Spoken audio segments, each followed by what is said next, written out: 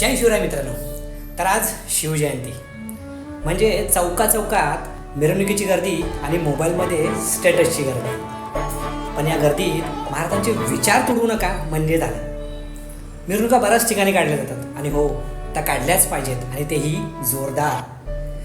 पण त्याचप्रमाणे महाराजांचे विचार जनसामान्यापर्यंत पोहोचवणे ही सुद्धा आपली एक जबाबदारी आहे. महाराजांच्या विचारांची गर्दी जेव्हा होईल ना, ती खरी शिवजयंती साजरी होईल. नाहीतर येणाऱ्या पिढीला काय 19 फेब्रुवारी म्हणजे मिरवणुका काढायच्या, नाचायचं, झालं एवढंच लक्षात राहील. त्यांना महाराजांचे महत्त्व कळले तर शिवजयंतीचं महत्त्व कळेल. महाराजांचे विचार जिवंत ठेवा म्हणजे शिवजयंती रोजच साजरी होईल. माझ्या जय शिवराय.